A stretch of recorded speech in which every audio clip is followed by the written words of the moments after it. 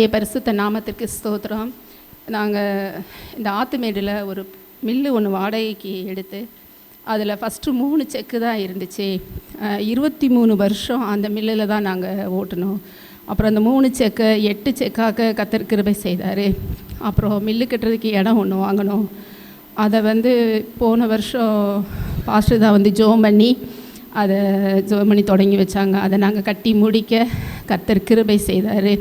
3 செக்கில் இருந்த எங்களை கர்த்தர் 11 செக்கு போடும்படியாக, அதுக்கு எல்லா மிஷினரியும் மாட்ட எவ்வளவோ பண தேவைகள், எவ்வளவோ கஷ்டங்களில் நாங்கள் போனாலும் கர்த்தர் கரம் எங்களோடு கூட இருந்து நாங்கள் நினச்சி பார்க்க முடியாத அளவுக்கு கர்த்தர் எங்களை கிருபையாக உயர்த்தி வச்சிருக்கிறாரு.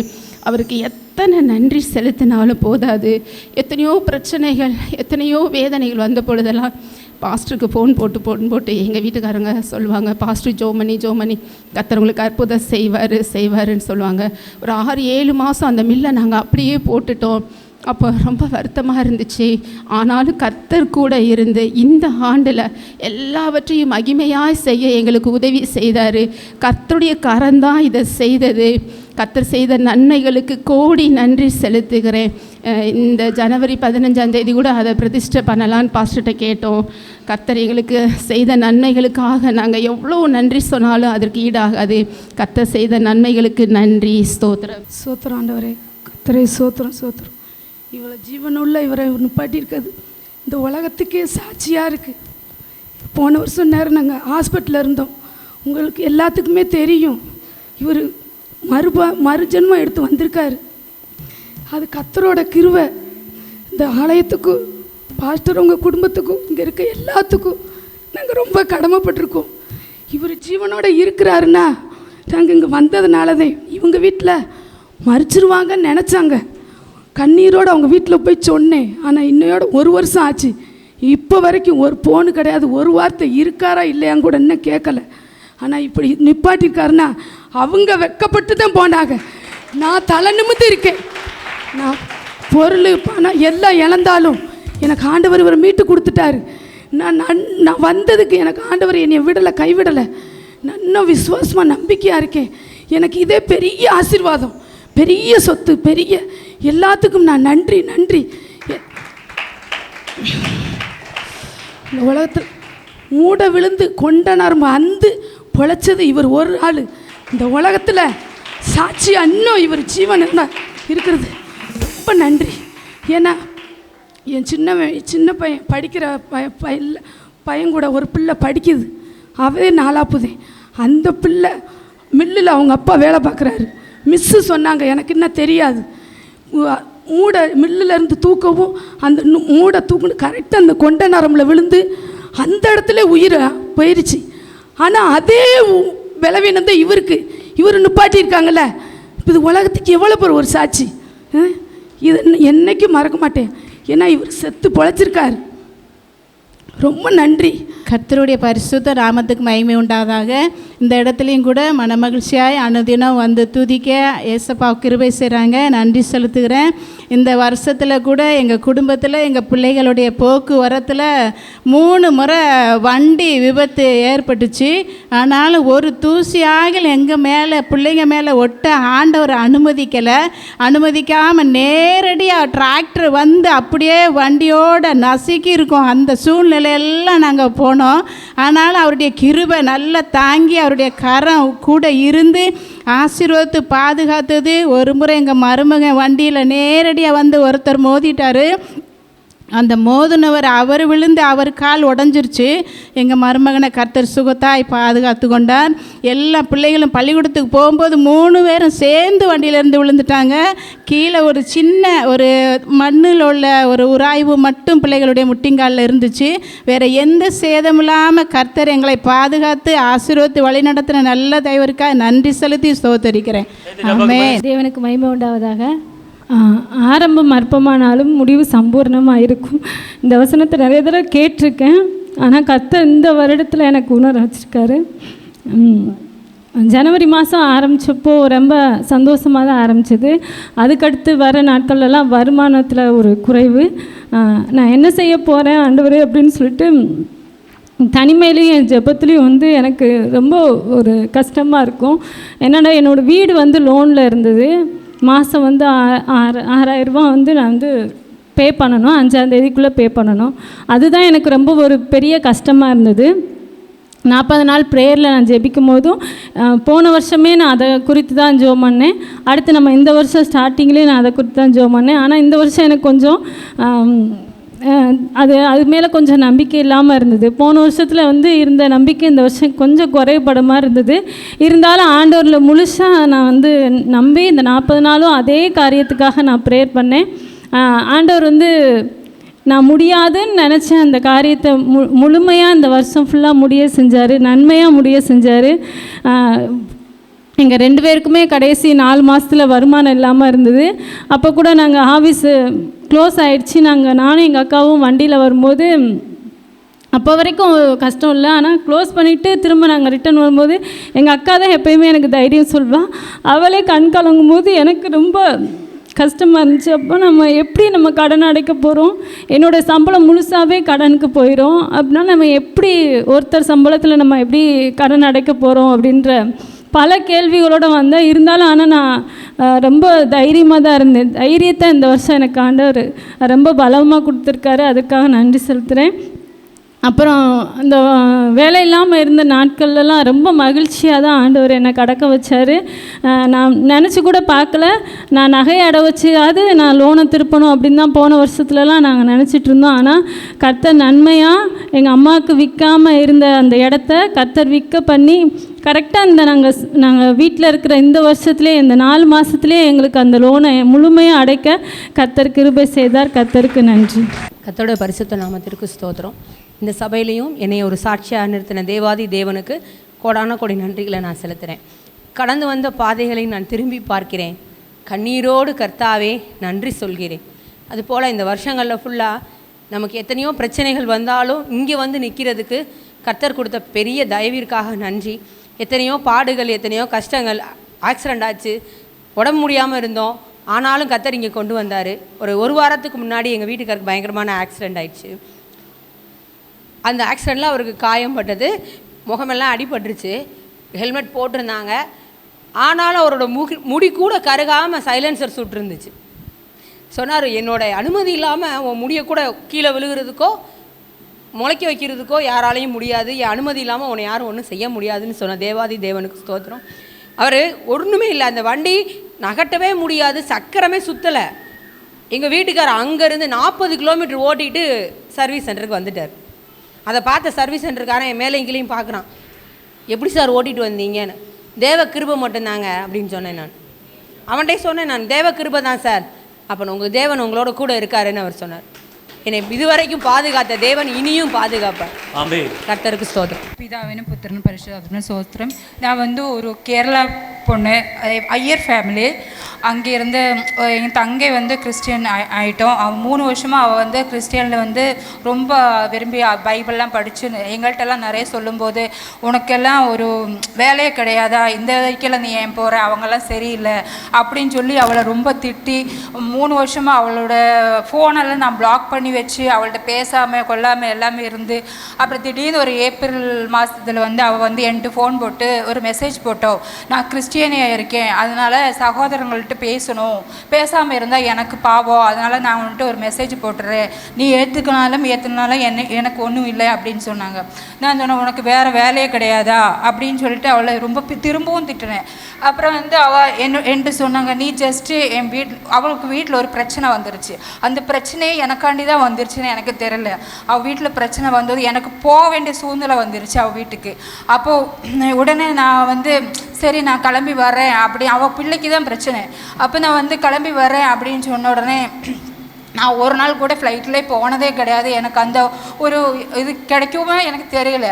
ஆனால் அந்த டைமில் எனக்கு ஃப்ளைட் டிக்கெட்டு அனுப்பி நீ உடனேவே வரணும்னு சொல்லி நான் அந்த ஃப்ளைட்டில் ஏறி அங்கே போய் அவள் வீட்டில் போய் அந்த பிரச்சனையை சால்வ் பண்ணிட்டு இருக்கும்போது அவளை அங்கே கீழே வச்சு பைபிள் படிச்சுட்டு இருந்தோம். அப்போ நான் அவள் பைபிள் படிக்கும்போது கால் மேலே கால் ஏற்றி வச்சு அவளை மதிக்காமலே உட்காந்துருந்த போது உனக்கு வேறு வேலையே இல்லைன்னு சொல்லி மதிக்காமலே உட்காந்துருந்தோம். அப்போ அவள் ப்ரேயர் பண்ணிவிட்டு ஜஸ்ட்டு என் மேலே ஒரு கை மட்டும்தான் வச்ச உடனே எனக்கு என்னென்னு தெரில, என் மேலே யாரோ வந்து என்ன எதுவும் பண்ணீங்க. அது வரைக்கும் நான் இங்கே மாரியம்மன் கோயிலில் சட்டி எடுத்தோம், ஆமாம் ஏப்ரலில் சட்டி எடுத்தோம், சாமி கும்பிட்டுட்டு தான் ஃப்ளைட்டே ஏறுறோம். அவள் சொல்கிறதெல்லாம் நம்ம கேட்குற ஆள் கிடையாதுன்னு சொல்லிட்டு. ஆனால் அங்கேருந்து அவள் இன்னும் தொட்டது தான், எனக்கு வேறு எதுவும் தெரியல. அங்கேருந்து வரும்போது நான் ஒரு கிறிஸ்டியனாகிட்டு திரும்பி இங்கே வந்துட்டோம். அங்கே கிறிஸ்டியனாகிட்டு அதுவும் எனக்கு வந்து அங்கேருந்து வர்றதுக்கும் ஃப்ளைட் டிக்கெட் கொடுத்தோம். அப்போ கர்த்தர் எவ்வளோ பெரிய மிகப்பெரிய கர்த்தாவின் ஸ்தோத்திரம். ஆமென். கர்த்தருடைய பரிசுத்த நாமத்துக்கு ஸ்தோத்திரம் உண்டாவதாக. கர்த்தர் இந்த வருடத்தில் என் மகனுக்கு ஒரு நல்ல வேலை வாய்ப்பை கொடுத்துருக்காரு. கர்த்தருக்கு மகிமை உண்டாவதாக. இந்த வருஷத்தில் மே மாதத்தில் நாங்கள் இருக்கிற இடத்துல எங்களுக்கு ரொம்ப போராட்டமாக இருந்துச்சு. என் மக பிபிஎஸ்க்கு கடைசி நாளை கடந்து வரா. அத்தனை பேர் எங்கள் கூட சேர்ந்து அவ்வளோ ஒரு சண்டை போட்டாங்க. அன்னைக்கு சர்ச்சுக்கு கூட நான் வரல, அழுதுகிட்டே ஏசப்பா. அன்னைக்கு போன வாரத்தில் அண்ணே சொன்னாங்க, சுருண்டு அழுதுகிட்டு இருந்தேன். ஏசப்பா ஏன் எங்கள் குடும்பத்துக்கு விரோதமாக, என் பிள்ளைகளுக்கு விரோதமாக ஏன் இப்படி பேசுகிறாங்க, ஒன்றுமே தெரியலையே ஆண்டவர், ரொம்ப மன வருத்தத்தோடு பேசுகிறேன். ஆனால் அந்த வாரத்திலே ஏசப்பா எனக்காக யுத்தம் செய்தார், எனக்காக. ஆனால் அந்த வருஷத்தில் எனக்கு கொடுத்த வாக்குத்தத்தம், கர்த்தர் உனக்காக யுத்தம் பண்ணுவார்னா அந்த வாக்குத்தத்தம் வந்துச்சு. அந்த வார்த்தையை பிடிச்சி பாஸ்டக்காட்ட சொன்னேன், அக்கா இந்த இப்படி நடக்குதுக்கா, என்னக்கா பண்ண. அவங்க ஒரு வாக்குத்தத்தம் கொடுத்தாங்க. அந்த வாக்குத்தத்தத்தை வச்சே ஒவ்வொரு நாளும் ஏசப்பா எனக்கு விரோதமாக வாக்கிற ஆயுதங்கள் வாக்காமலே போகட்டும் அப்படின்னு அந்த வசனத்தை கொண்டே ஒவ்வொரு நாளும் ஜெபத்தில் வச்சு வச்சு ஜெபிச்சோம். ஜெபிச்ச நாளில் எங்களுக்கு எதிராக பேசின குடும்பங்கள் அப்பா எங்கள் கண்ணு முன்னே அவங்க எங்களை விட்டு இப்போ உங்களுக்கு சந்தோஷமானு கேட்டாங்க. நாங்கள் எதுவுமே செய்யலை, எங்களுக்காக கர்த்தர் யுத்தம் பண்ணார். அவருக்கு தெரியும் நாங்கள் பரிசுத்தமாக இருக்கிறது அவருடைய கிருபையினால் நாங்கள் இருக்கோம். அவர் செய்த நன்மைகளுக்காக நன்றி செலுத்துகிறோம். இயேசு கிறிஸ்து நாமத்தில் கர்த்தருடைய பரிசுத்த நாமத்துக்கு மகிமையுண்டாவதாக. கடந்த மாதத்தில் நான், என் கணவர், என் பிள்ளை 3 பேரும் பைக்கில் போயிட்டு இருந்தோம். பைக்கில் போயிட்டுருக்கிறப்பவே முன்னாடியே சொன்னாங்க செயின் கொஞ்சம் லூஸாக இருக்குது அப்படின்னு சொன்னாங்க. ஆனால் கொஞ்சம் ஸ்பீடாக அன்னைக்கு போகிறப்ப ஸ்பீடாக போயிட்டு இருந்தாங்க. நல்ல வேளை ஆண்டவருடைய கிருபை, எந்த ஒரு அதாவது ஊருக்கு வெளியே இல்லாமல் ஊர் பக்கத்தில் நடுவப்பட்டிங்கிற ஊர் பக்கத்தில் போய் அந்த இடத்துல அப்படியே வண்டி செயின் ஸ்டக்காகி அப்படி நின்றுச்சு. ஆண்டவருடைய கிருபை எந்த ஒரு ஆபத்து இல்லாமல் பாதுகாத்து கொண்டார். எனக்கு அந்த வருஷத்தில் நிறைய பலவீனங்கள், ஆனாலும் இப்போ கூட பலவீனம்தான். இந்த முதுகு ரொம்ப பிடிச்சு போய் அபிஷேகத்தில் நிரம்பிட்டு இருக்கிறப்ப முதுகு பிடிச்சிருச்சு, வயிறுலையும் பிடிச்சிருச்சு. அந்த அபிஷேகம் நிரம்ப நிரம்ப அந்த வழியிலேருந்து தேவன் விடுதலை கொடுத்தார். கோடான கோடி ஸ்தோத்திரம். கர்த்தருடைய நாமத்திற்கு மகிமை உண்டாவதாக. ஆக்சுவலாக என்னென்னா, ஒரு 10 நாளைக்கு முன்னாடி ஹஸ்பண்டுக்கு வந்துட்டு வண்டியில் ஃப்ரெண்ட்ஸ் கூட போயிருப்பாங்க போல். போகும்போது தெரியாமல் கீழே விழுந்துட்டாங்க. விழுந்து தலையில் அந்த ரைட் சைடில் வந்துட்டு இவ்வளோ நீளத்துக்கு காயம், ஆளை வந்து ஒரு 1/2 இன்ச் அளவுக்கு இருக்கும். எங்கிட்ட எதுவுமே சொல்லலை. நைட்டு வீட்டில் வந்து படுத்து தூங்கிட்டாங்க. காலையில் எழுந்துச்சி பார்த்தா ஃபுல்லாக ட்ரெஸ்ஸு ஃபுல்லாக ரத்தமாக இருக்குது. நைட்டெல்லாம் ரத்தம் வளைஞ்சிக்கிட்டே இருந்திருக்கு போல். காலையில் எழுந்துச்சி பார்த்துட்டு ரொம்ப ஷாக் ஆகிட்டேன், அழுதேன், செஞ்சேன், ஹாஸ்பிட்டல் கூப்பிட்டேன். இல்லை உனக்கு கர்த்தர் மேல் நம்பிக்கை இருக்குல்ல, விசுவாசமாக இரு, அப்படியெல்லாம் என்னை விட்டுற மாட்டார் அப்படின்னு சொல்லி சொன்னாங்க. சொன்னதுக்கப்புறம் எனக்கு ஒரு புது பலவீனம் கிடச்சிச்சு. நான் ஹாஸ்பிட்டல் போகலை. இந்த சின்ன பிள்ளைங்களுக்கு மருந்துக்கு கீழே விழுந்தால் போடுவாங்களே, அந்த மருந்து எடுத்து நான் போட்டுட்டு ஜெபம் மட்டும்தான் பண்ணேன். 4 நாளில் குணமாயிருச்சு. பொதுவாக வந்துட்டு எல்லாரும் வந்து எங்கள் குடும்பத்துக்கு வந்துட்டு ஃபேமிலி டாக்டர்னு ஒருத்தவங்க இருக்காங்க அப்படின்னு சொல்லுவாங்க. எங்கள் ஃபேமிலி டாக்டர் அவர், எங்கள் ஃபேமிலி டாக்டர் இவர் அப்படின்னு சொல்லுவாங்க. ஆனால் என்னோடய குடும்பத்துக்கு வந்துட்டு ஃபேமிலி டாக்டர் வந்து ஏசப்பா மட்டும்தான். பரம வைத்தியர் அவர். இது வரைக்கும் இத்தனை வருஷமும் நாங்கள் வந்து பெருசாக ஃபேமிலி டாக்டர்கிட்ட அந்த மாதிரிலாம் போனதே கிடையாது. வருஷத்துக்கு ஒரு தடவை காய்ச்சல் வரும், பேராசிட்டமால் போடுவோம், சரியாயிடும். இதே மாதிரியே எங்கள் லைஃப் போயிட்டுருக்கு. இனிமேலும் கர்த்தர் இதே மாதிரி காப்பாற்றுவார் அப்படிங்கிற நம்பிக்கையில் இருக்கேன். கர்த்தருக்கு கோடி நன்றி. கர்த்தருக்கு ஸ்தோத்திரம் உண்டாவாக. எனக்கு அதிகாலையில் எழுந்திரிச்சு ஜெபம் பண்ணுறது பழக்கம். அதிகாலை ஜெபம் பண்ணும்போது என்னால் நம்ம சர்ச்சுக்கு வந்ததுலேருந்துமே 4 மணி 4:30 மணிக்கு அதிகாலை ஜெபம் பண்ணிக்கிட்டே இருப்பேன்.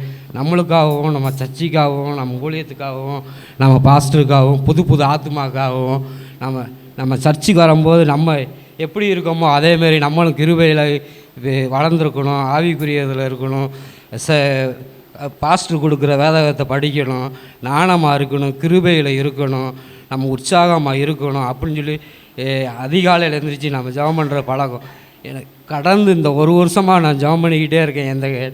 எனக்கு எந்த ஒரு தடங்களுமே இல்லாமல் ஆண்டவர் எனக்கு கிருபையாக என் குடும்பத்தை வழி நடத்தி என் பிள்ளைகளையும் கூட்டி சேர்த்துருந்தார். ஆனால் கடந்த வாரம் 2 வாரமாக என்னால் அதிகாலை ஜெபம் பண்ணவே முடியல. ஆண்டவரே, என்ன ஆண்டவரே, எனக்குள்ளே இப்படி ஒரு கிரியை இருக்குது ஆண்டவரே அப்படின்னு சொல்லி எனக்குள்ளே அது ஒரு நான் படுத்துக்கிட்டே இருந்து ப்ரேயர் பண்ணிக்கிட்டே இருந்தேன். திடீர்னு பாஸ்டர் 11 மணிக்கு எனக்கு ஃபோன் அடித்தாங்க. ஃபோன் அடித்து 3 தடவை ஃபோன் அடிக்கிற என்னால் எடுக்கவே முடியல. என்ன இருக்குது ஏதா இருக்குன்னு பார்த்து அப்புறம் நம்ம சபையிலேருந்து வாக்குத்தத்தம் கொடுத்து கொண்டு வரவங்க அப்படின்னு இறைமையா காலையில் வேணால் வரட்டுமா இறைமையா அப்படின்னு கேட்டேன். இல்லை பாஸ்டர் நீங்கள் வாங்க பாஸ்டர் அப்படின்னு சபையாரில் எல்லாம் சேர்ந்து எனக்கு ஜெபம் பண்ணாங்க. கரெக்டாக ஜெபம் பண்ணி முடிச்சு போனோன்னே ஒரு 4 மணிக்கு நான் அப்படியே போர்வையிலேருந்து எந்திரிச்சு அப்படியே முழங்கால் 2 ஜெபம் பண்ணேன். ஆண்டவருக்கு ஸ்தோத்திரம். அப்படியே எனக்கு எல்லாமே சரீரம்லாம் அப்படியே சரியாயிட்டு. ஸ்தோத்திரம். கர்த்தருடைய பரிசுத்த நாமத்திற்கு ஸ்தோத்திரம் உண்டாவதாக. இந்த வருஷம் 2025 ஆரம்பித்த புதுசில் நான் அவ்வளோ ஒரு மனக்கலக்கத்தில் இருந்தேன். ஒரு 4 வருஷம் நான் பார்ட்னர்ஷிப்பில் வியாபாரம் பண்ணேன்.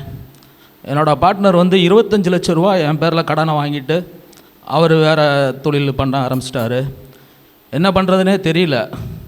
போன வருஷம் அவ்வளோ ஒரு கண்ணீரோடு இருந்தோம் நாங்கள் குடும்பத்தோடு. என்ன செய்கிறதுனே தெரில. நான் 20 வருஷம் லோடு மண் வேலை தான் பார்த்தேன். ஒரு 4-5 வருஷமாக வியாபாரம் ஆரம்பித்து நல்லா போய்கிட்டு இருந்துச்சு. திடீர்னு ஒரு பிரச்சனை. அப்போ அந்த கடன்லேருந்து ஒரு 17 லட்சம் கடன் வந்து இன்னும் இருக்குது. அது வந்து ஒரு ப்ராப்பர்ட்டி கடன். இப்போ அந்த கடனை என்னால் கட்ட முடியலை. இன்னொன்று பஜாஜ் கடன் வந்து நான் தனிப்பட்ட முறையில் என் பேரில் 8 லட்சம் வாங்கி கொடுத்தேன். என்னோடய பார்ட்னர் கையை விரிச்சிட்டாரு, என் பேரில் எந்த கடனும் இல்லைன்னு சொல்லி. அவ்வளோ ஒரு மனக்குமுறலில் இருந்தேன். ஏன்னா என்னால் திருப்பி லோடும் நாளைக்கு போக முடியாது. ஆப்ரேஷன் பண்ணியிருக்கு. என்ன பண்ணுன்னு தெரியலை.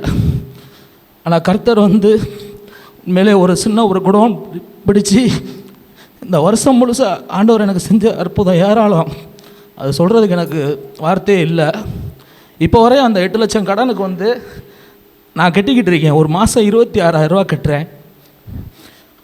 இந்த ஒரு வருஷம் எப்படி கட்டினேன்னே தெரியல. ஏன்னா நான் கட்டாட்டினா அந்த பேங்க்காரவங்க என் வீட்டு முன்னாடி என் மனைவி அசிங்கப்படுத்திட்டான். அது அவ்வளோ ஒரு அவமானமாக இருந்துச்சு. உண்மையிலே நான் இந்த சர்ச்சில் தான் எனக்கு கல்யாணம் மேரேஜ் ஆச்சு. எவ்வளோ நான் குடிச்சிக்கிட்டு அலைஞ்சிருந்த சமயத்தில் என்னோடய உற்றார் உறவினர் எல்லாருமே என் கூட இருந்தாங்க. உண்மையில் அவங்கள எல்லாரையும் நான் உண்மையாக நேசித்தேன். இந்த வருஷம் ஆரம்பிக்கும் போது யாருமே என் கூட இல்லை. உண்மையிலே எல்லாருமே திருப்பி குடிச்சு ரோட்டில் அலையுவான், திருப்பி அந்த லோடு மேனோடைக்கு போயிடுவான் அப்படின்னு எப்படியோ நினச்சாங்க. ஆனால் கர்த்தர் வந்து இன்னைக்கு வரைக்கும் என்னை நடத்துகிறாரு. அந்த குடோன் பிடிச்சிருக்கும் போது நான் 0ல் இருந்தேன். இன்னைக்கு வரைக்கும் ஆண்டவர் என்னை நடத்துகிறாரு. இந்த வருஷத்தில் நான் எவ்வளையோ நன்மைகள். அதேமாரி ஏற்கனவே நான் 3 ஸ்டண்ட் வச்சுருக்கு. எனக்கு அந்த சிறுநீரக கற்கள் உண்மையிலே லைசாண்டர் ஆஸ்பத்திரியில் மதுரையிலேருந்து டாக்டர் வந்தாங்க. என் மனைவிட்ட எல்லாத்துட்டையுமே கையெழுத்து வாங்கிட்டாங்க. உண்மையிலே இந்த 2வது ஆப்ரேஷன் அப்போ நான் திரும்பி வருவேன்னு நினைக்கவே இல்லை. எனக்கு அவ்வளோ ஒரு பயம். ஆண்டவர் என்னை வெக்கப்படுத்திடாதீங்க. என் பசங்களை நான் 2 பேரையும் நான் கஷ்டப்பட்டு தான் படிக்க வைக்கிறேன். இன்றைக்கி வரைக்கும் நான் அந்த ஃபீஸுக்காண்டி எவ்வளவோ கஷ்டத்துலேயும் ஆண்டவர் என்னை சந்திக்கிறாரு. இன்றைக்கி வரைக்கும் அந்த கடனை நான் அடைக்கிறேன். இன்னும் நான் அடைச்சிருவேன்னு எனக்கு நம்பிக்கை இருக்குது.